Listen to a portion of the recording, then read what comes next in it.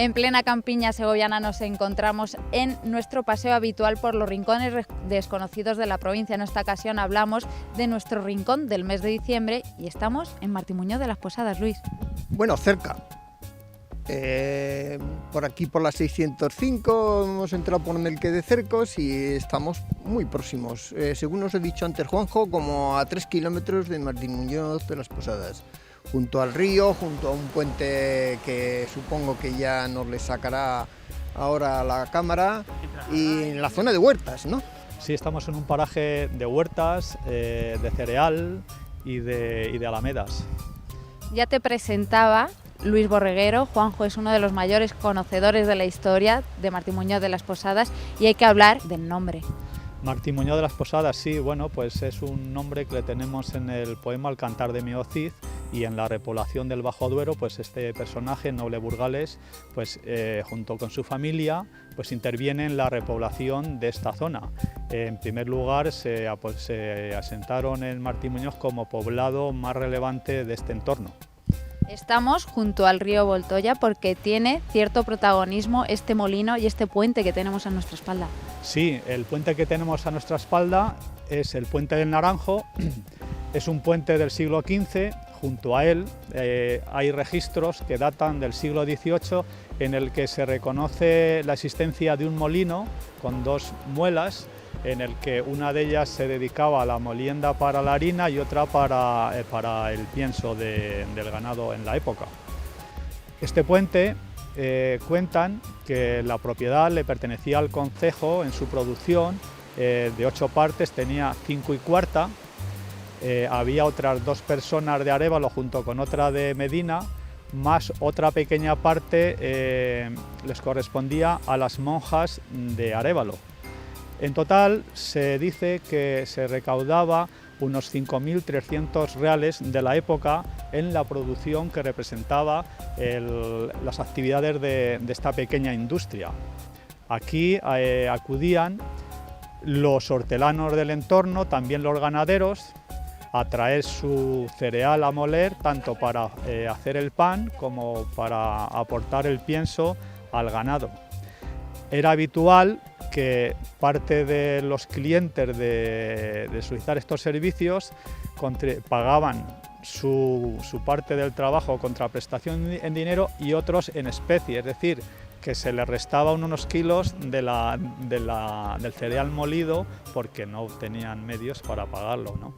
Y como tenían aquí próximos las huertas, pues es fácil que también intercambiaran por el servicio a cambio de hortalizas. ¿Qué producción salía de aquí, de este molino, en pleno siglo XV? Bueno, pues en pleno siglo XV, no, la producción, el molino se data desde el siglo XVIII, los registros en los que aparece ya este molino junto al río, junto al Puente del Naranjo. Y como te he comentado, pues sería la producción correspondiente a unos 5.300 reales, desconozco en peso que correspondiera a cada servicio. Luis, hablamos de una zona muy fructífera. Hombre, yo las referencias que siempre he tenido de Martín Muñoz es que es un pueblo muy trabajador, muy laborioso, que tenía unas grandes huertas, unas buenas huertas muy productivas y que además iban a vender a los mercados de todo alrededor, incluido Segovia e incluido Ávila, Arévalo y Medina. Esas huertas se encuentran a escaso 1 kilómetro de aquí aproximadamente. Sí, las tenemos aquí menos de 1 kilómetro. Esto es una franja de huertas denominado el paraje El Navego, con un importante núcleo de casillas, antiguo hábitat de los hortelanos durante la época del verano, que es donde pasaban todo su tiempo de producción. Luego hay otras 3 zonas importantes, el propio río, el río abajo. También hay un censo de unas 40 huertas con sus correspondientes casillas, y al otro lado de Martín Muñoz existe el paraje del Prado y del Navego, zonas importantes de producción. Hablábamos de producción, pues en la década de 1960-70 salían a los mercados del entorno, ya lo ha dicho Luis, en torno a unas 100 toneladas de producción. Esta situación se ha invertido un poco porque no se han adaptado a los nuevos medios de producción y se ha cambiado un poco la producción de hortalizas por cereal. ¿Cómo era la producción en estas huertas? Porque las familias se trasladaban hasta el paraje y allí pasaban todo el verano. Sí, hay que tener en cuenta que cuando se empieza la temporada, que puede ser finales de abril, principios de mayo, pues entonces los hortelanos, con toda la familia incluida, hablamos de una distancia desde aquí, de estos parajes, de 3 kilómetros a Martimuñoz. Si tenemos en cuenta que hay que comer a mediodía, descansar, pues no se puede estar trasladando en carruajes a toda la familia, porque todos trabajaban, desde el más pequeñito hasta el mayor, desde el que podía sujetar una azada hasta que podía transportar peso en la recolecta. Entonces se trasladaban en esa época de mayo hasta la finalización de la temporada, que podía ser el mes de octubre, con toda la familia.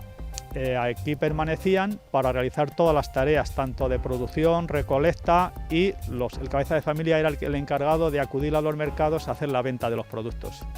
Hoy desde el pueblo no se quiere perder por lo menos este antiguo puente y se quiere lograr poder recuperar, iniciar otro tipo de explotación turística. Sí, bueno, actualmente estamos haciendo gestiones para que el puente recupere su esplendor de otra forma. Requiere una pequeña restauración, pero actualmente sirve como punto de encuentro o de partida para realizar rutas turísticas, rutas de senderismo. En este entorno, entre la ZUP de Juarros de Voltoya y Martimuñoz de las Posadas, hay diferentes rutas más o menos ya establecidas, con caminos cómodos para transitar y con unos parajes extraordinarios, porque podemos pasar de ver el paraje de huertas, de ver el paraje de pinar, de distintos tipos de árboles, y estar con el continuo ruido del correr del agua, ¿no? Y entonces también se realizan las visitas de senderismo y visitas turísticas al propio pueblo, porque ya las rutas turísticas y de senderismo aprovechan para visitar los distintos elementos histórico-artísticos de Martimuñoz de las Posadas. Esos elementos precisamente son la siguiente parada. Aquí no termina nuestro paseo por este rincón desconocido, sino que, Luis, allí en el pueblo tenemos que visitar la iglesia y el palacio. Y yo antes quería hacerle a Juanjo una pregunta que nos ha explicado a nosotros, pero que me ha parecido muy curiosa, y es que durante el verano, que residían aquí toda la familia en unas pequeñas naves, ¿cómo es posible que vivieran ahí tanta gente, toda la familia? Bueno, exactamente nave no es, tiene su denominación, que le llamamos las casillas. Son unas construcciones de adobe con su correspondiente tejado. La distribución de las casillas es un núcleo central donde tenemos la lumbre baja en un rincón. Después, a derecha y a izquierda, tenemos dos alcobas en el que se compartía entre la familia y el matrimonio, y exterior a esto había unos anexos a las casillas donde estaba establecida las cuadras, las pocilgas, los gallineros, conejos, es decir, que ahí tenían toda la clase de animales domésticos y para el consumo, porque de hecho era un autoabastecimiento, ¿no? Autoalimentación entre las hortalizas, los animales domésticos, pues evidentemente esa era la distribución.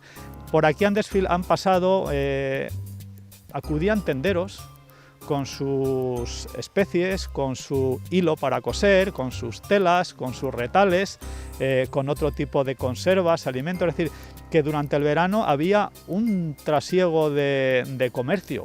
Es decir, porque no nos olvidemos que en esta zona podría haber una población ocasional de unas 350 a 400 personas durante 4 meses, entonces tienen una serie de necesidades y los comerciantes, en lugar de ir al pueblo, pues se trasladaban aquí a estas zonas. Casi tanto como población tiene ahora Martimuñoz, ¿no? Lo has dicho bien, lo has dicho bien. La población de Martimuñoz ahora mismo pues está en torno a los 400 habitantes. Y esto llegó a generar que aquí, justo a 1 kilómetro, como decíamos, se construyese una ermita. Sí, bueno, aquí ahora, aparte del puente del Naranjo, esta zona estaba ocupada por un antiguo poblado, la Irbienza, que ya se registra como poblado en los censos de 1750, es decir, que la población estaría anterior. Pero toda esta zona se le conoce también como el paraje de la Irbienza, porque en su momento existió aquí una población. Decíamos que se construyó una ermita, los propios agricultores levantaron aquí una ermita y todavía todos los años se recuerda. Sí, como igual que venían los comerciantes, pues venía el señor cura párroco a decir las misas todos los domingos y venía a una esquina del Pinar del entorno. Entonces los hortelanos, por propia iniciativa, decidieron, aparte de crear una cofradía, Nuestra Señora de la Cabeza, decidieron construir una ermita por aportación. Unos aportaron materiales, otros manos de obra, y los albañiles Ambrosio y el señor Juan pues eran los maestros oficiales que construyeron con las aportaciones y ayudas de peonadas, de hortelanos, aportaciones en materiales y también en donativos. Y desde este año 1960 las misas se decían en la ermita. Ahora en nuestros días lo que hacemos es que en el mes de agosto se celebra la ermita en el primer domingo del verano, de agosto, el primer domingo de agosto, y la costumbre es celebrar la misa en el Pinar y después procesionar la imagen de Nuestra Señora de la Cabeza hasta la ermita, bailando las jotas correspondientes. Y la gente lo que hace es que acude a comer a las casillas. Se viene preparado. Antes eran con el arroz porque los cangrejos se cogían del río y los gobios, pero ahora no hay que traer la comida, pues cada uno trae. O se hacen las chuletas en las casillas o se trae otro tipo de comidas, pero la costumbre ha quedado y de hecho es el centro de las fiestas del verano de Martín Muñoz. Oye, perdona mi ignorancia, pero has dicho los cangrejos y los gobios. ¿Y eso qué es? Sí, los pececillos. Tipo de pez. No, yo no soy muy pescador, pero creo que es así. Pues si os parece, ahora ya sí viajamos hasta el pueblo para visitar tanto la iglesia como el palacio.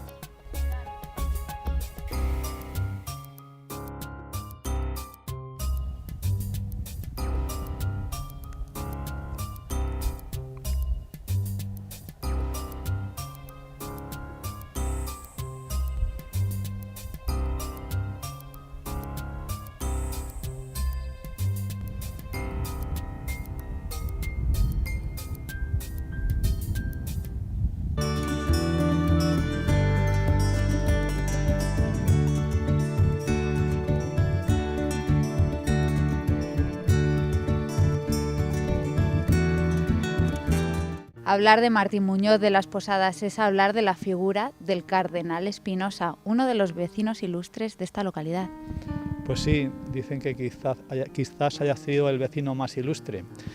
Bien, este personaje nace en Martín Muñoz de las Posadas en 1513, según los registros más fidedignos, y fallece en 1572. Bien, a lo largo de su vida ha tenido influencia importante en los designios del Estado en aquel momento. Entonces, durante 6-7 años estuvo en el gobierno de Felipe II, como primer ministro, vamos a decirlo de esta forma. El rey Felipe II manda a construir este palacio para que uno de sus ministros pues tenga casa de acuerdo al rango, ¿no? Un caserío de acuerdo al rango. Entonces, este palacio se termina su construcción en 1572. Parece ser que las trazas y el diseño es de la época de Juan Bautista de Toledo y las cubiertas y otros elementos del palacio son dirigidos a su construcción por Gaspar de Vega.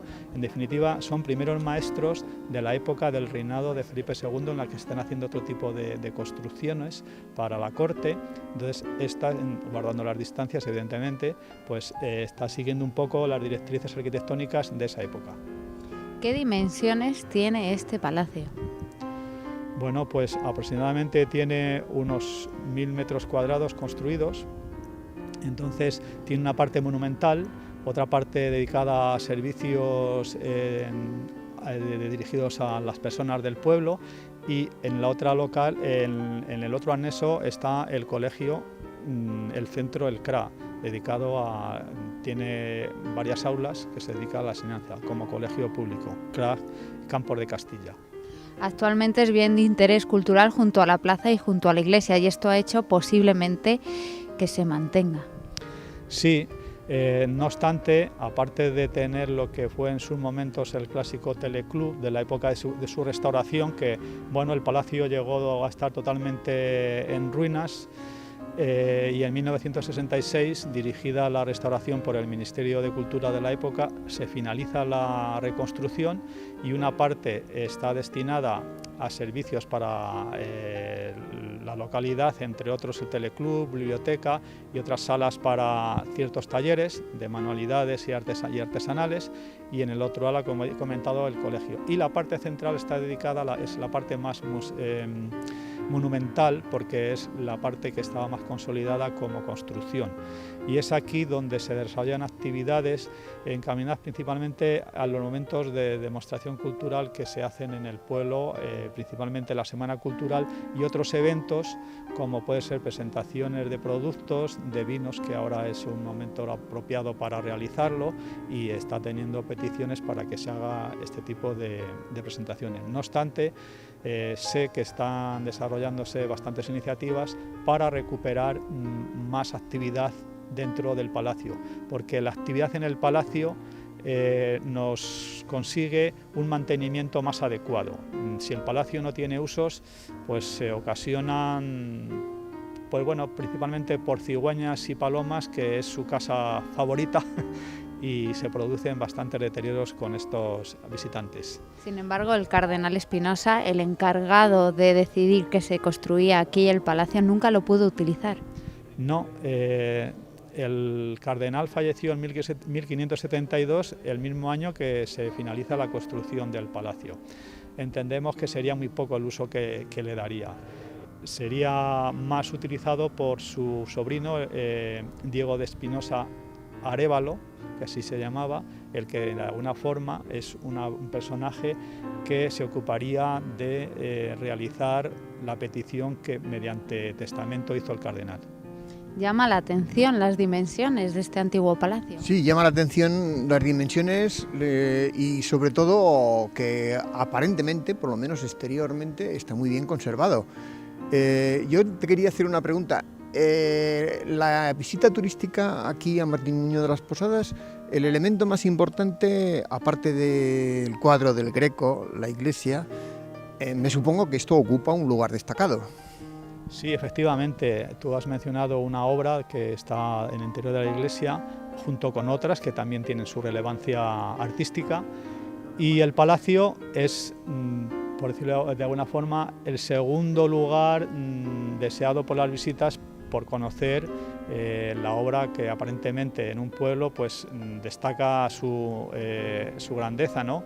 Y cuando pasemos al interior veremos que el patio es esplendoroso, tanto como sus galerías, y efectivamente los visitantes desean hacer la visita al palacio. ¿Cuáles son las dependencias fundamentales de este palacio? Bueno, las dependencias fundamentales, lo que más destaca es su patio. Luego hay un hall que tiene ciertas dimensiones, no está ocupado ni es lo más relevante. Lo más relevante es la sala principal, que está en el primer piso, que es la más espaciosa, y es ahí donde se desarrollan aquellas actividades, como pueden ser en algunas ocasiones se hacen exposiciones, tanto de artesanía, manualidades, pintura, fotografía. En cada momento se adecúa a aquella exposición que ha de realizarse. Otras de las cuestiones que nos llama la atención es el hecho de que tener aquí un cuadro del Greco y tener aquí obras de tales dimensiones no se ve recompensado turísticamente, no hay explotación suficiente quizá, Luis. Eso nos pasa en diversos sitios de la provincia, que quizá no se ha explotado suficientemente. No sé si es una cuestión de dirección provincial o es una cuestión de dirección local, pero sí falta un poco de difusión e información, porque al fin y al cabo estamos cerca de Madrid y esto debería tener, yo creo que un mayor desarrollo turístico. No sé a qué distancia más o menos está de Madrid. Bueno, estamos en el kilómetro 115 de la carretera de Madrid a Gijón, la 601. Entonces, la distancia es corta a recorrer. Está, por un lado, la parte monumental, y también el turismo requiere unas dotaciones en restauración y hostelería, que de alguna forma carecemos de ello. Y ya desde aquí pues adelanto que aquellas personas que tengan interés en promocionar actividades relacionadas con la restauración y hostelería, pues pueden visitar el pueblo y ver sus opciones, porque evidentemente la plaza que podremos ver también es un lugar espacioso para el visitante, para atender en la restauración y la hostelería. Se han hecho últimamente 2 casas rurales que están teniendo mucho éxito, porque prácticamente ocupan al 100% en los días que ellos disponen el alojamiento. Y por ahí sería otro elemento de atracción, no solamente el monumental, porque a veces el monumental queda como un poco desprotegido en ese sentido de servicios.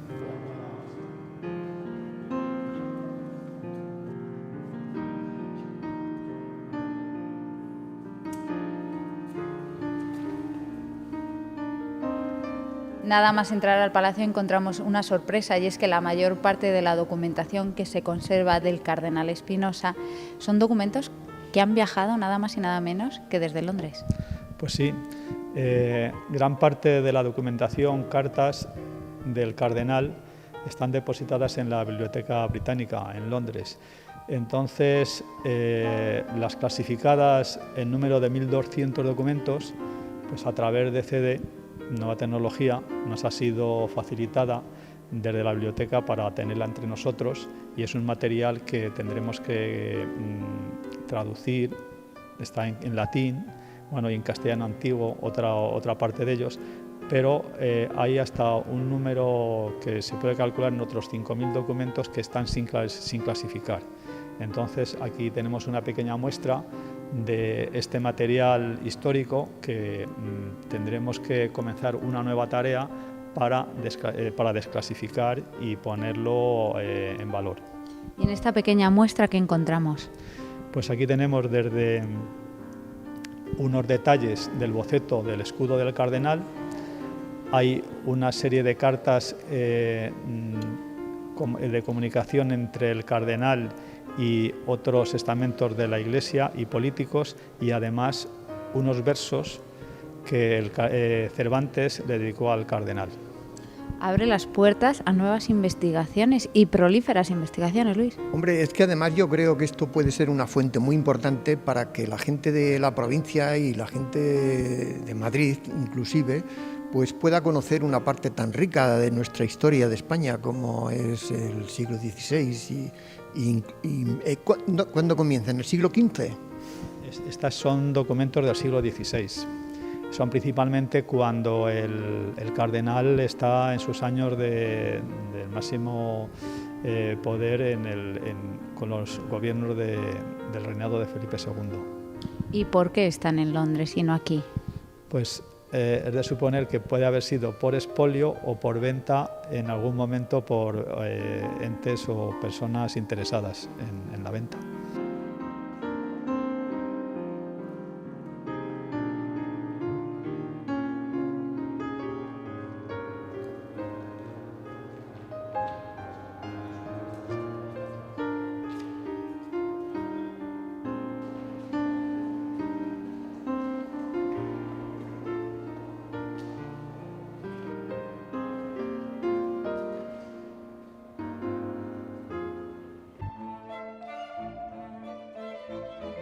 En el patio de este Palacio del Cardenal Espinosa se hallan similitudes con edificios como el Monasterio del Escorial o la Casa de la Moneda, que la tenemos más cerquita, aquí en Segovia. Correcto, es una construcción que es de esa época y evidentemente son los estilos arquitectónicos que se están aplicando y por lo tanto se aplica en este palacio. Este patio habitualmente se utiliza principalmente en el verano, distintas actividades culturales, como he comentado antes, la Semana Cultural, a través de sus distintas representaciones de obras teatrales, conciertos, conferencias, y es este el patio apropiado para escuchar fenomenales conciertos que han sido realizados aquí, porque en las noches de verano la acústica y el estar y el fresco que se respira, pues es apetecible escuchar intervenciones y actuaciones musicales. Y la belleza, porque lo estamos percibiendo ahora mismo, la belleza de este patio es impresionante. Bueno, yo no sé si es que tenía una idea, no sé, un poco distinta. A mí me ha impresionado por la magnitud que tiene todas estas galerías, la capacidad que tiene, las dimensiones. Aquí se podían hacer verdaderos conciertos, pero no solamente enfocados a la población local, sino a niveles muy superiores. No sé si alguna vez se ha intentado. Lo intentamos y vuelvo a invitar cualquier iniciativa que se pueda desarrollar. Actualmente, insisto, estamos intentando promoverle a través de las actividades encaminadas a ese tipo de orientaciones en actividades culturales. Sirva también de muestra para autores en las distintas actividades del arte, canteros, escultores, la pintura, para que aquí en este palacio puedan utilizarle como base de exposición de sus obras, de alguna forma algo permanente en algunos casos y de otras que sea ocasional. ¿En qué estado de restauración se encuentra actualmente el palacio? Bueno, el palacio recientemente la Junta ha hecho unas actuaciones encaminadas a restaurar principalmente las cubiertas, porque, repito, hay una importante población de cigüeñas en la época de primavera-verano y también de palomas. Las palomas lo ocupan principalmente en esta otra época y ocasionan deterioro en los tejados y ventanas. Y esta intervención recientemente de este año pasado a través de la Junta, pues ha servido para consolidar que estas filtraciones y goteras se hayan anulado. Y a partir de aquí son pequeñas actuaciones que se irán acometiendo para habilitar y adaptar las salas a aquella actividad que se vaya a promover o a realizar. En torno precisamente a la promoción de algún espectáculo cultural, dado precisamente la similitud arquitectónica con el Escorial, ya sabes que el Escorial tiene pues un gran esplendor en verano, tanto de la universidad, de cursos universitarios como de culturales, ¿no? ¿Alguna vez habéis tenido la idea de hacer alguna colaboración para que alguna de las actividades o de los programas que se desarrollan allí pudieran venir aquí? Bueno, he comentado antes la escasez de medios hosteleros y de restauración, entonces eso nos dificulta este tipo de actuaciones. No obstante, sí que ha habido y hay interés de utilizar cursos formativos y prácticos dentro de la restauración de las obras de arte, dentro de la promoción de esas mismas obras de arte y del estudio de los elementos históricos y arquitectónicos que disponemos. En ese sentido, sí que ha habido interés en desarrollar este tipo de cursos y en esas estamos, para que en un futuro puedan tener su realización aquí, mediante los medios que dispongamos en cada momento. ¿Hacia qué dependencias nos vamos a aproximar ahora? Ahora vamos a visitar de otra forma el interior de la iglesia, que está con un contenido histórico y artístico muy relevante de distintas épocas de la historia, porque como os comento que la iglesia tiene distintos estilos arquitectónicos por la cantidad de pueblos que han pasado por aquí y civilizaciones que cada una ha ido dejando algo de su cultura. Pues ya lo saben, acompáñennos.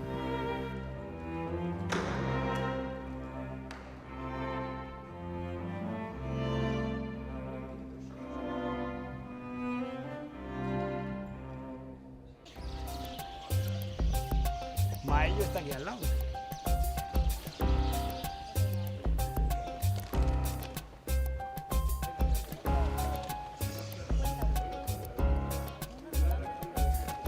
Nada más entrar a la iglesia de Martín Muñoz de las Posadas nos encontramos restos de la construcción más primitiva. Sí, resulta que hemos convertido una antigua sacristía en un rincón del arte, porque aquí hemos encontrado, como consecuencia de una restauración de hace unos 35 años, y nos encontramos con unas pinturas del principio del 14, en el que nos muestra una serie de imágenes que estaban totalmente encaladas y pareadas. Entonces, al hacer la restauración y arreglar cubiertas, se encontraron unas primeras pinturas. A partir de ahí se tiene la precaución de no producir daños en estas pinturas hasta descubrir lo que estamos viendo. Se quita la pared, se quitó totalmente el encalado y ha quedado al descubierto las imágenes que se pueden ver. Un arcángel, una escena de la Virgen y un calvario con una decoración de vegetales al fondo. También hay inscripciones con letras góticas, es decir, que hay reminiscencias de distintos momentos y épocas de las poblaciones que han pasado por este lugar. No son los únicos restos de esta iglesia primitiva, sino que ahora a continuación vamos a recorrer otros vestigios que nos van a sorprender mucho. Pues sí, es que cada rincón pues tiene un elemento que es evidentemente original y sorprendente. Pero para ello, Luis, tenemos que subir unos escalones. ¿Nos disponemos a ello? Sí, yo creo que vamos a subir porque además yo tengo verdadero interés en conocer esa parte que, aunque he estado algunas veces aquí en la iglesia, no tenía ni idea de que existía.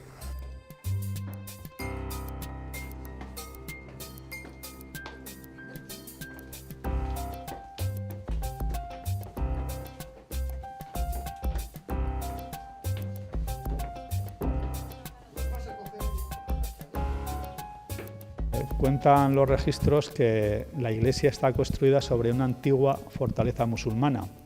Aquí detrás tenemos los vestigios y los restos, y serían los restos de la primera construcción sobre las que se ha ido construyendo la iglesia en sus distintas fases y siglos, porque prácticamente tiene todos los estilos arquitectónicos, desde un antiguo románico que tendríamos en la parte trasera de la iglesia, que actualmente ha quedado tapado por una restauración, el gótico mudéjar, el gótico tardío, después hasta el Renacimiento, y aquí estamos delante de la primera construcción que originó, o que sería una edificación que se aprovechó para ir levantando la iglesia.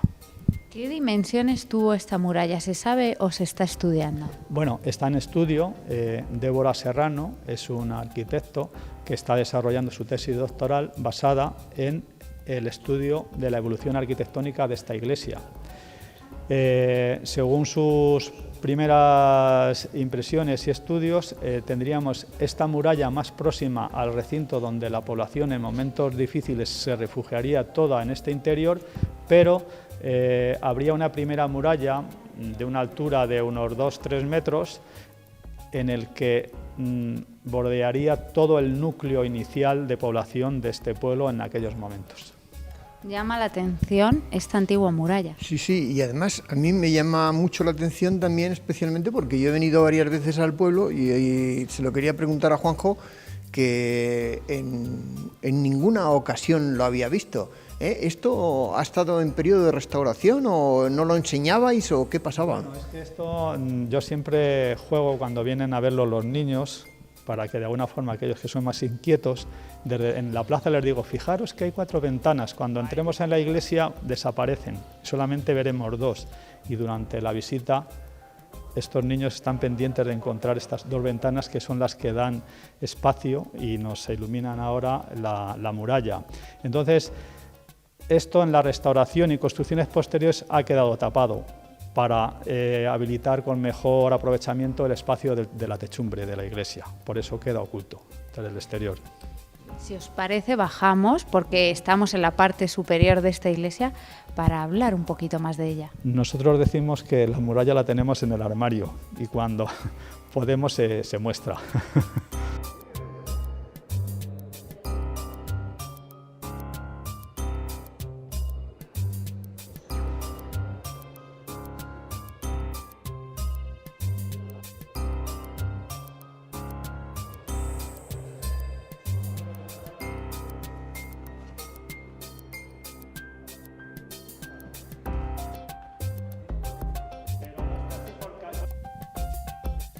Aunque ya se ha hablado mucho durante todo este año 2014 del Greco, es momento de cerrar este reportaje, estos rincones desconocidos del mes de diciembre, y qué mejor que hacerlo, Luis, junto a esta pieza que tiene el privilegio Martín Muñoz de las Posadas de tener aquí en su iglesia. Hombre, la verdad es que además ahora luce espléndidamente.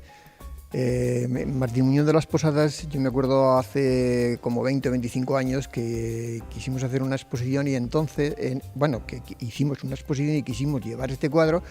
Por entonces el cuadro estaba enclaustrado en otro sitio que no tenía mucho acceso la gente. Concretamente, pues estaba en el cuartel de la Guardia Civil o algo así.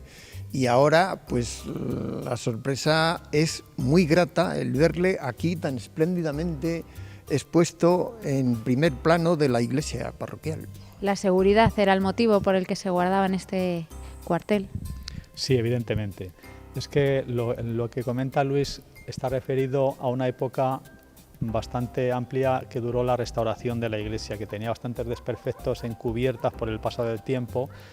Entonces, ¿qué ocurrió? Que como las obras iban para largo, no solo el cuadro del Greco, sino también otros elementos, alguna talla, se custodiaron en casa de los vecinos. Y el cuadro, bueno, pues como una obra mayor, se consideró oportuno tenerlo custodiado en las dependencias de la Guardia Civil. Y por eso ha estado allí hasta el tiempo que terminaron las obras.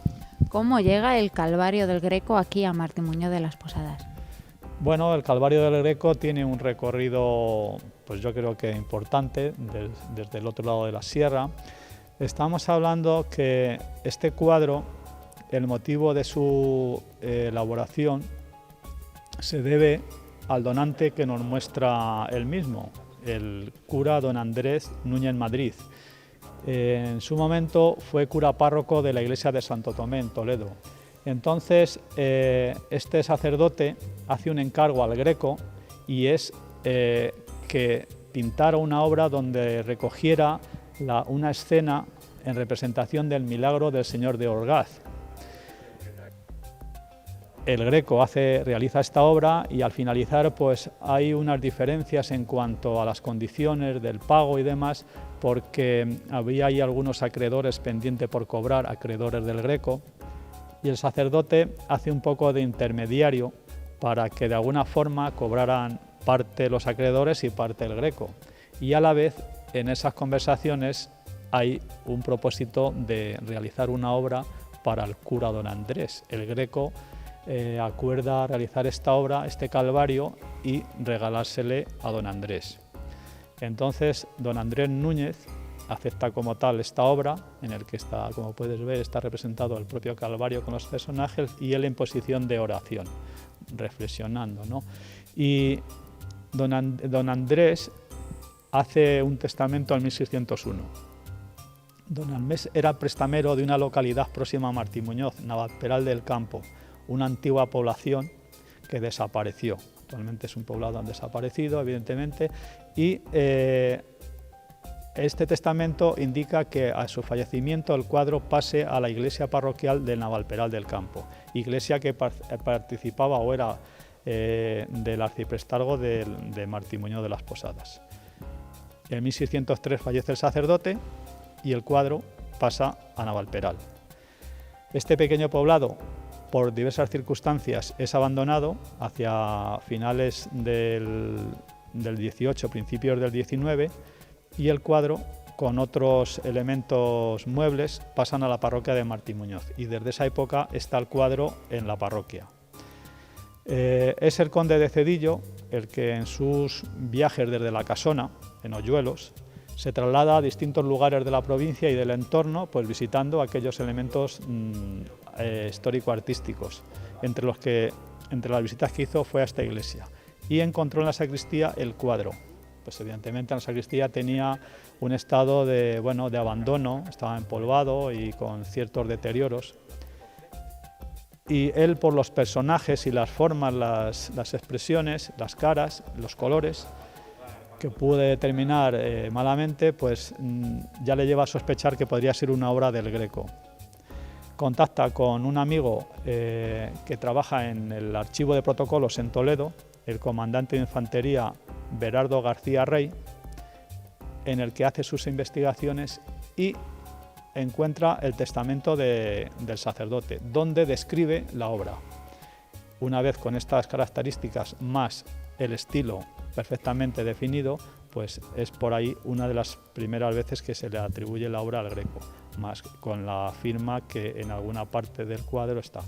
El cuadro ha sufrido unas restauraciones posteriormente y se encuentra expuesto en este apartado que veis. Si bien el cuadro ya ha hecho sus excursiones, ha estado expuesto en la edición de Edades del Hombre en Segovia y también ha estado expuesto este año en la propia iglesia de Santo Tomé en Toledo, porque era una exposición relativa expresamente o referida al entierro del señor de Orgaz.